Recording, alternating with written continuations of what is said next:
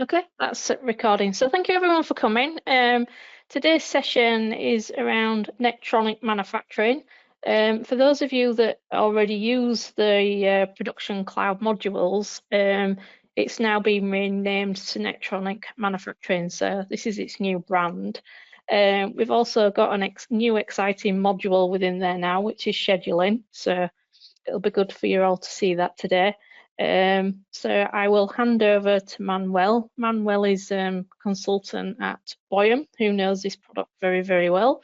So it'll be Manuel that's talking you through the modules today. So feel free to ask questions when you need to, or put a question in the chat, and then I can ask Manuel for you. So welcome everyone, and I'll hand over. Welcome also from my side. So Netronic Manufacturing, as said, is made from the former known cloud apps and also the module schedule.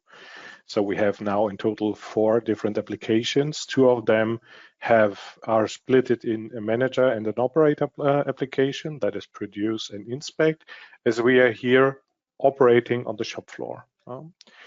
Scheduling is doing the planning of production orders. Build is creating bill of materials, but more covering the product creation process. And to show you a little bit more from a process perspective which tool is stepping in, I have this slide here that is showing us build in the beginning of the row here for the product master data. Again, we are at least creating bill of materials, operation plans, and so on. But this is not only a tool to create this bill of material, this should really cover the creation of a new product. Then we are back in the ERP with the sales, MRP, creation of production order. And as soon as production orders are created, we can do the production planning, and that is where schedule is stepping in. You already see it here in the little window that we are planning the production orders based on operations and resources. And whenever this step here is finished, we can start the production with the 2 applications, the produce manager and the produce operator. Here you see a little screen of the dashboard of the produce manager. And sometimes within the production process or with goods received either from production or from purchase order, we need to do quality control. And for this quality control, we have the tool inspect, what is doing, again, inspections based on the manager that is releasing the inspection orders, and the operator that is executing this quality control orders. Let's right away jump into the application. I will start with schedule. And a little bit different from the other applications, produce, build, and inspect, which are continuously synced to the ERP. We have a sync on a manual trigger here in schedule. We are reading the data from the ERP on a trigger, and the reason is that we are moving around the production orders. We are syncing here continuously. So we are changing start dates and so on, and changing start dates in a live environment on a second base, let's say, would mess up the data, but would also confuse people on the shop floor. That's why we are saying we are importing the data. Now we are here in an environment where we do our planning, organizing everything as we need it. And as soon as we are finished, we write the data back into the ERP. That's with the 2 buttons here. This is reading, this is writing. Now we have just read the data. We see the production orders here. I can also show you that they have a little bit more of structure in there. It's not just the order. We have different route stages in here. But next to the production order data, we have also synced with this button the resource master data. Resource master data in terms of SAP Business One means we are here syncing the resources, so the resource names. We have the resource groups. You see it, this is the group. Down here we have the resources. We can have the different resource types. So we can have labor resources, machine resources, and we have the resource type others. And even if it was not that important maybe for you before in Business One to have this resource type others, it's now very important together with schedule. As soon as you have a resource with the type others in a resource group, this will be the planning resource for you. So you put this planning resource into your bill of material, into the production order, and as soon as schedule can find a resource type others in your operation, then it will move it to a real resource, to the resource ABC in this example here. So we created this additional layer because you cannot put the group itself into the production order. You have to put a real resource in there. But this is at least not a real resource. That's something like a fake resource, and it will be replaced by schedule with one of the real resources here. Next to this management of resource groups, we have the pure resource management.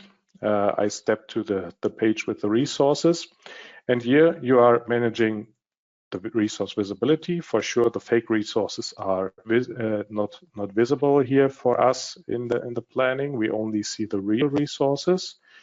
We can define if they are finite in the planning, and we can define the productivity.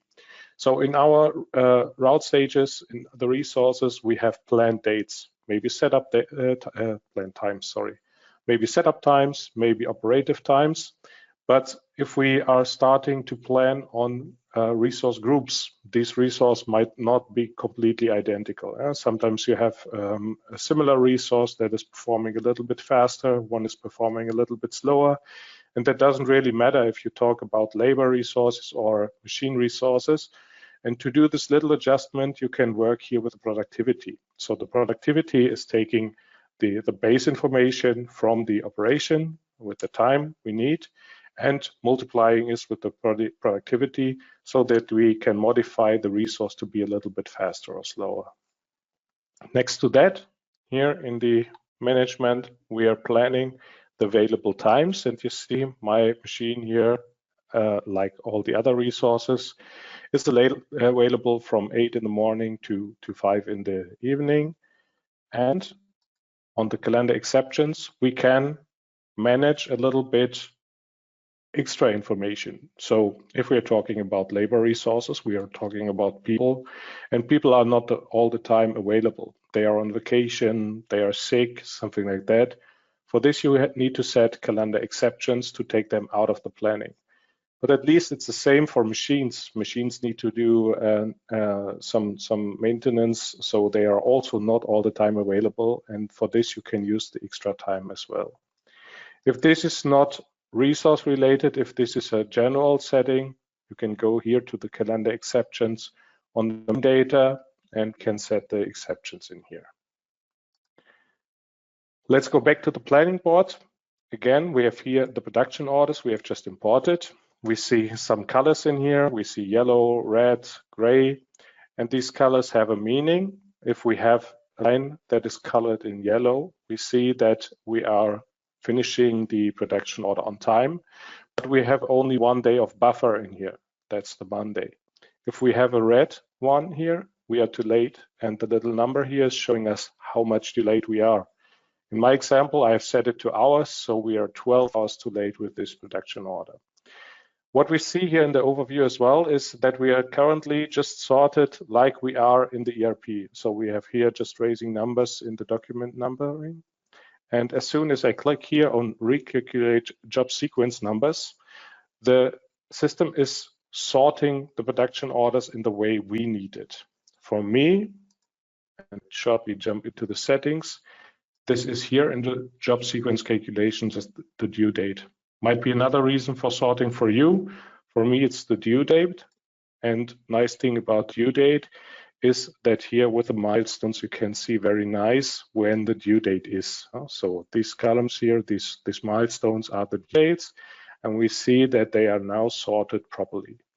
We also see that we fixed some issues. So that production order here is not perfectly planned because it's finishing at the date of the delivery. That's what the yellow color, the orange color here is showing. But we fixed one production order that was too late. And now we can start playing with our environment to fix this issue. These easiest way of fixing this kind of issues is modifying availability of resources. So if I jump back into our resource management, I see that I have here a little bit of limited time for 1 week. We have not the full working time here. We have a little bit of limited time. So let's jump in here and modify these numbers. So I change from starting at 10 to starting at 8, and I'm finishing at 6. Add it to the calendar, and by loading that, I fixed my delays in the production. Okay, so with these easy things, you need to now tell all the people on the shop floor for sure that they have to work a little bit longer. But with this kind of actions, you can easily fix your availability issues. If you want to see more in detail what is going on the shop floor, we can switch to the resource view. This is the resource group view, so we have it structured by the groups, and we see very good when production orders start, when the operations start, and we can also do changes in here. Let me explain a little bit more about the details you see in here. We have our testing machine here in the first line, and the testing machine has in every operation this little orange bubble. This orange bubble means that we have a resource constraint set for this operation. Resource constraint means that the planning tool here will not automatically move this operation from that resource to another resource. If we set a clear resource in our production order, then it will not take that operation and move it to another resource. This is only happening whenever we work with the fake resource in the resource group. But we can also set resource constraints for the other operations. We do this either with the right click and setting a resource constraint, or in the way that we manually change the resource this operation is running on. So we can grab an operation, move it to a specific resource. You see now the system automatically switched the other operations to the other resource, and has also set the resource constraint here. So we now also have the little bubble in here. Next to just moving it up and down to another resource, we can also select another start time or date. And by moving it a little bit forward, we have now set it to a morning start instead of starting late in the evening. And by setting the start in the morning, we have also set a time constraint. So whenever we move something horizontal, we are setting a time constraint. The system is always expecting if I'm doing any manual changes here in my planning, I do that for a reason, and I want to keep it like that. The system should not automatically change that planning again. If I want to set the system the perfect timing itself, I can just remove the time constraint again, and you see it's starting earlier again. So whenever we are finished with moving around the different operations, we can go back and update this data to SAP Business One, and then we can start working with this data even with the other cloud apps. If it is just for this application in the production order, you can keep on working in SAP like this. If you work with the other cloud apps, you will also get a little bit more of benefits here. With the next release of Produce, we will get the possibility to see start and end times coming from schedule.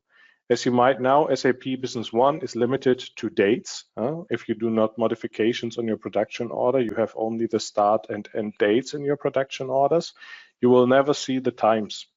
And we decided with all the Netronic Suite components that we do not want to modify the core of SAP Business One.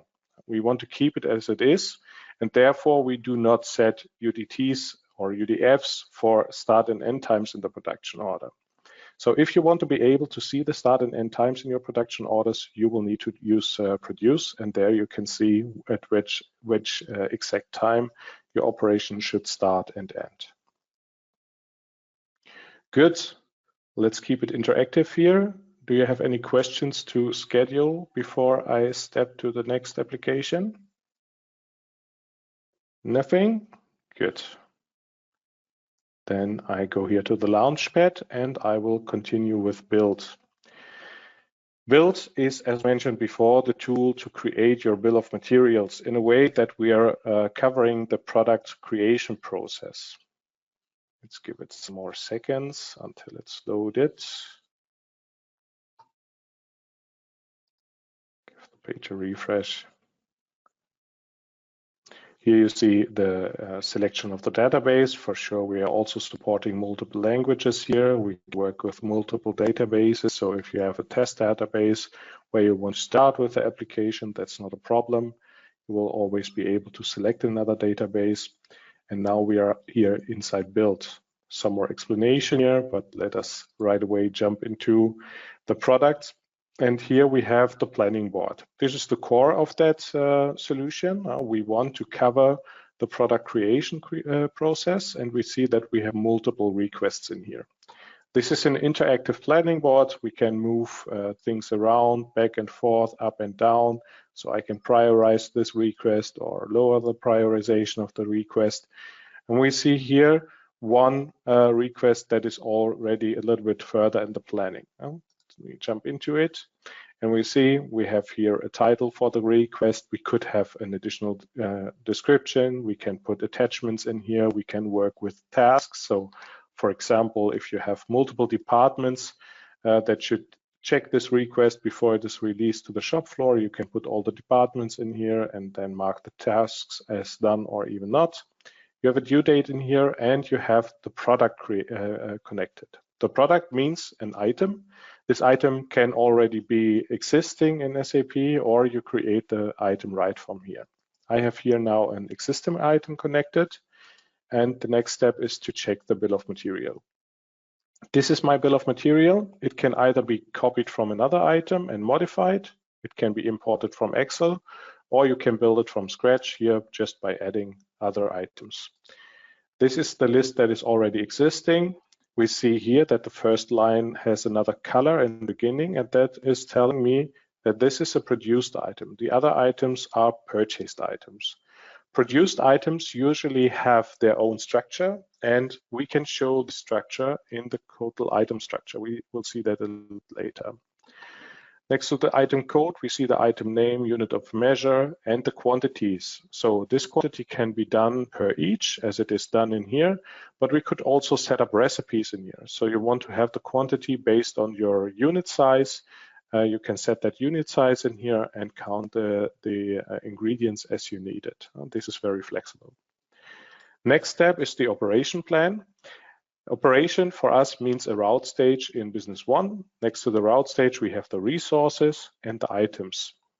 We see here in the first route stage, we have just one resource. You can have multiple resources in one operation, and that totally makes sense if you have machine resources and human resources, as I had it also in my example. We have here the assembly machine, and this assembly machine should be operated by a specific technician in this case. We have the setup time in here. Setup time is called additional time in business one, and we have the job time. So we need 5 minutes to set the resource up, and the resource itself is not required for that, but we have a job time of 20 minutes for the technician, only 10 minutes for the assembler. This is the items we are consuming in this production step, and then we can start with the next production step. This is again an interactive screen. You can just grab an operation, put a resource in there, put an operator in there, put other items in there. And as you see, we can show the items from our BOM. We can show the items that are not used yet from BOM. And as this is product request that is already further the planning, there is no item left on the BOM that needs to be put into this operation plan. So I will cancel here and go a step back. Having a look at the item structure is showing the total structure. So we now see all the operations, all the resources to be used, all the ingredients in our different product steps. And as I said before, we can also see substructure. So maybe you have multiple sub-assemblies in there and you want to see the total structure, you can see it. You see now all the items you need for your final product, and not only those on the current level as you see it in business one. This is also relevant for the cost calculation.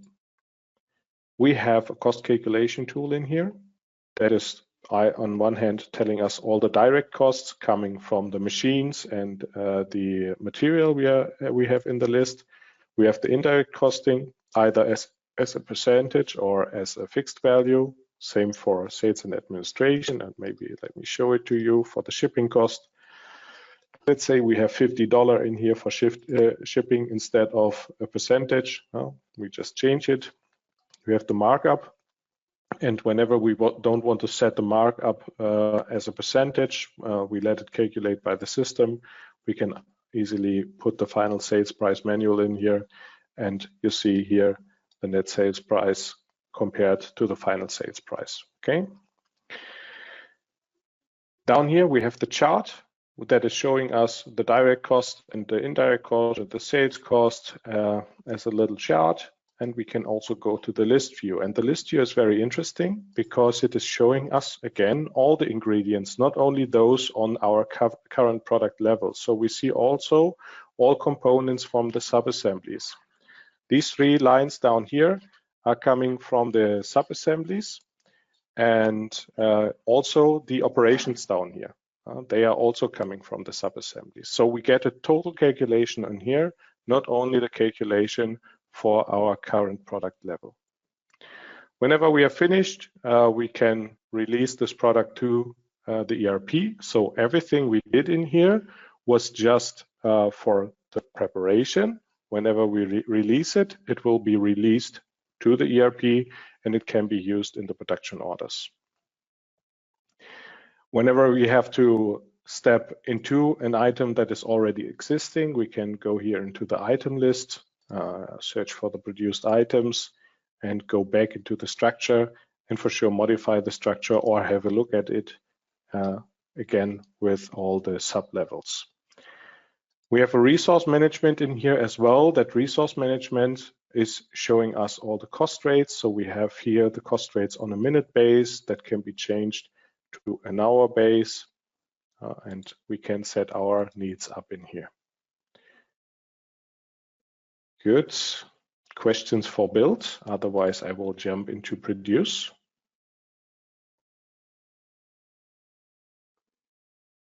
Good. Then let's continue with produce. So produce, as mentioned before, has 2 applications, the manager and the operator. Let's jump into the manager. The manager is releasing production orders to the shop floor. We can get an overview of the different production orders. I think I have to refresh my Launchpad. There's something wrong here.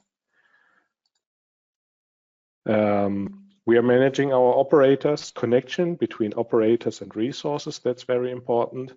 But let's start with the dashboard. So here we see what's currently going on the shop floor. We have 1 approved production orders. In the last days, we have closed 4 production orders. 1 was not on time. The others have been on time. Currently, all our operations have the same priority. We have currently no missed start date, nothing due today, no resource active, so very silent on the shop floor, but that's something we want to change. Huh? So let's go to the production order list. Here we see the different production orders, order numbers, customer, if they are customer related, the item we want to produce. And here we are starting with the information we have already seen before. This is an operation status. And we see that this production order, for example, has 3 operations. That's why we see the 3 bubbles. All of them are inactive yet, but that's, again, something we want to change. Here's a priority set automatically. This is, in my case, again, based on the due dates. So based on the due dates, the closer we get to the due date, the priority will change. And let's say this production order here is more important for us than the others. And we could also say that maybe all the production orders that are customer related have a very high priority. So these changes will also affect our dashboards and will also affect what the operator will see. So every change we do in here, like the priority change, will be visible for the operator, and the operator will know which production order to prioritize. So based on this prioritization, he now knows, okay, We have here a medium priority production order. I should have a look on that, but those customer-related production orders are even more important for my manager. However, the operator will currently only see the first line here. That's the only production order that is approved, so that has status released in SAP, and it is set to visible for operator. I could now also approve the second line, and you see that takes some seconds. It's taking some seconds because we are doing an interaction in SAP Business One. If we click on approve, it's automatically right away releasing in Business One. And you also see that this is automatically set to visible. So the operator should now be able to see this production order. And I could decide, okay, this is a low priority production order. The operator should not see that. It's approved, yes, but the operator should not see that. He should focus on this production order. So that's the only one that's visible. If I jump into this line, we see the details. We still see again how many of the items we have to produce. We can show the resources, the materials to be consumed, and that for every route stage. So we see all the details in here. Before jumping into the produce operator, I want to show you the operator management. And let's jump into one of the operators in here. And here we see the name of the operator, the card number, and this card number is important because the operator will use it for logging on at the operator side. And by logging on with this card number, he uses these SAP credentials to do the logon. Why do we need SAP credentials here? Produce is operating SAP production orders, and therefore we need to be licensed against SAP Business One. So every produce operator needs an indirect access license in SAP. That's a cheap license, but we need it at least. Then we have the resource visibility setting in here. The resource visibility setting is giving us the opportunity to limit what the operator can see. So maybe this operator is in real life Junior Technician A, and he should only see those operations we have planned in schedule to Junior Technician A. By setting it this way, he will only see those operations. In other cases, we might limit this to specific machines. So this operator should only see the assembler machine A and the assembler machine C. So now we have set that limitation to specific machine resources. Well, that's very much depending on the use case we are working in. Then we have some additional settings. Is this guy allowed to change the times? So we will see it later. When we start on an operation, the system is starting to collect the times. And whenever we are stopping that operation, we have the calculated time. And it's important to ask if the people are allowed to change their time. Maybe they logged on too late, they want to change it. That's the question in here. Multiple operations is pretty clear. Do we have to log out of another operation before we can start the next one? Good. Let's go back to the production order overview and now switch to the produce operator. Maybe I take that out in a second window so that we see a little bit better what is going on there.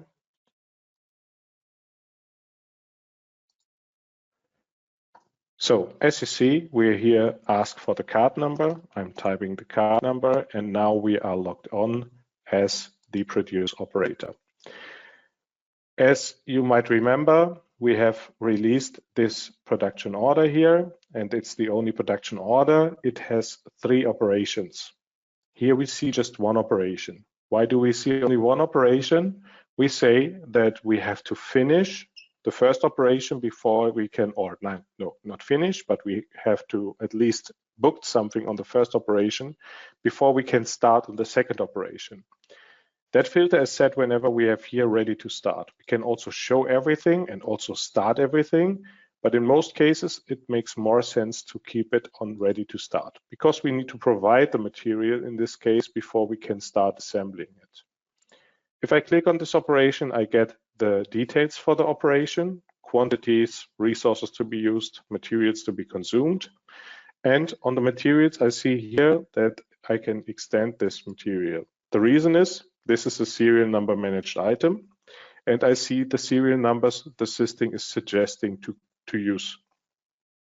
I can use the serial numbers. I could also use other serial numbers, but this is a suggestion, and I should be informed before I take the items which I should use. You see the creation date, you see it's suggested, you see the bin location, maybe where it's stored. That's the information you need. Now I start the operation, and by starting the operation, multiple things happens. I now see the color change to yellow, so it's very visible that we started the production here. The counter here is counting the time I'm working on the operation. If I go back into this overview, I see that this operation is copied to my operation. That's something like a shortcut. So every operator has his operations, those operations he has already been working on. And if I go to the produce manager, I see that the color of the first operation here has changed. And I should also see on the dashboard here that now one resource is active, one operator is active. And by the way, I also see the different priorities I have set before. So this is really a live and interactive dashboard, and it's showing you the real status on the shop floor. You even don't have to update the screens whenever I do changes as an operator in here. This will update live in here. No updates on the screen needed. Let's say we have finished the first items. So we stop working on here. We say more work is required. We didn't do the total job. We just did a partial job. We finished one item. We could also put scrap in here. That will raise the time we should have needed for the resources and also the material, but not book the final items. This is the time that has been calculated. You see it. It will always be stored and produced. The time that was calculated. But I can now, as I'm allowed to, modify the time I have worked on that. Let's say 30 minutes. This will be the 30 minutes that should be reported to Business One as well. Now I'm here in the material consumption, and I see the serial number I should use, and I could now go in here and say, no, I used this one. Done. Next, and you might have seen it. I have selected the other serial number, but I didn't unselect the first serial number. So now the system is notifying me that I'm using more than expected, and I can jump back on change and change that here. Or maybe that was for a reason and I scrapped one of the items. That would make sense too as well. We see the other lines here. They are set to backflush, so they are consumed automatically. We just care about those that have to be consumed manually. And finish it. And by finishing it, we see color change to blue. If I go back to Produce Manager, color here change to blue again. If I go to the dashboard, I see that now no resource or no operator is anymore visible. I see currently that there is a red mark in here on transactions. And these transactions are those that I have just created by doing this receipt. If I jump into here, it should disappear somehow. Let's see why it doesn't. So this is again the summary, materials we have consumed, including the serial number, the time we want to book. If I now go to processing details, I should see the details why it is not processed yet. I don't see data. So there seems to be a slow communication to my database so we just have to wait a little bit more until it's processed. And that should also be the reason why loading my screens takes a while. Databases are synced with the service layer. The service layer is public so that our applications can connect to it. And depending on the connection, on my internet connection for my database, it sometimes takes a while until this communication is finished. We now got the notification that the transaction was done. It's now unprocessed. Everything is good. Okay. After booking something on the first operation, now the second operation got visible. And in this operation, I have a little bit more of data. I have, for example, instructions in here. And these instructions are text lines in SAP Business One. I see I have 3 text lines with the information, what I should do in this production step. And I could also put links in here to attach documents. So This is just a picture that is somewhere online. I could also put documents in there. So everything I need, I could put here into the instructions. Next to the instructions and the production order details, I see that I have an inspection order connected in here. Okay, it's not visible now, and it's not because it's not yet started. So the operation needs to be started, and then my inspection order gets visible, it's getting released, and I can right away jump into it. So we are here talking about inspect operator on one hand, and we are talking about an operation-related inspection order. As I mentioned before, we can do inspection orders based on documents, purchase order goods receipts, and production order goods receipts. But we can also do inspections based on operations. Here we see again the production order details. We have a total quantity we are producing of 55 eaches. We have 55 samples, so it seems that we have to do a 100% control. We are in the first sample here, and we now have to do our tests. The first test is an attribute test. It can be passed, it can be failed, very easy. You can have multiple more options in here. Let's say this is failed. And whenever something fails, we can notify the defects in here. For me, that could be incomplete or missing. Let's see, is not completed, and there are some missing screws. And these are the reasons why the check failed. Here we have a measurement test. In this case, I also selected an equipment, so we can use an equipment to perform this test. I do it in here, and now we are measuring. We have a minimum value, maximum value, and the desired value. We are a little bit under what we expected, but we are still within the limits, so this test is passed. Whenever I have finished the first sample, I can jump into the next one, and I see 1 of 55 is completed. So 54 are still missing. To show you how this is looking like from the manager perspective, I jump into the Inspect Manager. And the Inspect Manager also has a dashboard like the Produce Manager has. We see number of open inspection orders, the pass rates of the last tests, the top defects, best performing item, worst performing items, and so on. Let's have a look into the inspection orders. And here we see the inspection order that has just been released for our test with the 55 of the production order. And if I have a look at the details, I see the result of my first test. It is failed. It is failed because the first test failed and the second test passed. And here we have the details. The first line was incompleted, missing screws, and we have a minimal deviation on the second line. By doing the measurement, we are 1.23% below what we expected. That would be fine, but as we have in this test 100% approval target for the first test, the whole inspection order failed. So at least we could stop production because we will never be good with this one. We have the 100% approval target and the inspection order failed. We will never get good in here, and we will never release that batch. So it's depending on the manager now to decide maybe to stop production.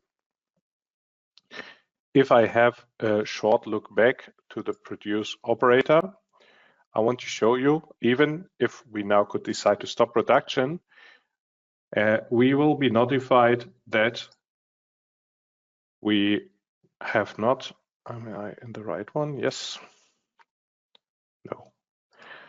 I wanted to do the final receipt. Second. We're gonna be notified that our inspection order is not completed. We are about to close the production order, but the inspection order is not completed, so we get the notification in here. We can proceed, but this is an active action that the operator has decided to do. So he needs to probably inform the manager why he closed a production order with a not closed inspection order attached. Good. Let's go back to the Inspect Manager. You see all the test data in here. We have seen before what Produce is doing. All data that is coming or that is visible in Produce is somehow coming from SAP Business One, so it has a clear source. But in Business One, we don't have any inspection orders. We don't have any quality control in Business One, so we need to set up all this data somewhere. And this is set up here in the Inspect Manager as well. Before we can start with an inspection order, we need to set up the inspection plan. If I jump into this plan here, we see an inspection plan that is dedicated for one item. That does not always have to be the case. It could also be an inspection plan, for example, for general purchase order goods receipts. Then you set general questions like, is the packaging okay? Was the paper okay? But in this case, it's dedicated for this item, okay? We have here an approval target. That's what I talked about before. If I would have set that to 90%, for example, even with one failed test, our total test could be fine. So this approval target is for the line we are checking here and not for the total test. And whenever we are here in the limits, the total test might still be fine. We have here the different attributes. I said before, we can add more attributes. We can also say, okay, that's not defined yet. We can manually define what the result of that attribute is. And we can build up all our tests in here. The second line is a measurement test. We define the minimum, the maximum value, the desired value, and like here as well, we can tell which equipment should be used. Equipments might be very important because if you're measuring something, that equipment might have to be tested as well. So we need to test the watt meter, and we see that this has an expiration date somewhere next year. So then this needs to be tested again, and it should be deactivated whenever the test rate runs out. This is the location where it's stored, a serial number to define which watt meter we do have here. So we can really manage also our equipment to do the measurements in here. Next to the inspection plans, we have to define the sampling plans. We can have easy sampling plans for a 100% test, as I had in my test before, but it can also be more complex, like here, where we say, okay, from 1 to 2, we have to test one item, 3 to 5, 2 items, and so on. It can be as you need it. We are setting measurements units in here, so not every measurement unit has to come from Business One. We are managing the operators in here again. In this case, the management of the operators is without any SAP license because inspection orders are not SAP functionality. Therefore, we don't have to do a direct connection to SAP. And last but not least, the final definition when this inspection orders should appear. So we are setting here automations for goods received from purchase order, for inspection orders within production, and for inspection orders for production receipts. If I go into this line here, we see a name, the inspection plan we should use, the sampling plan we should use, how this sampling plan should affect based on the batch amounts or the document line amounts, and the conditions under that this inspection plan should be created. So whenever we do a goods received from purchase order for the item equaling this item name, then the inspection order is created.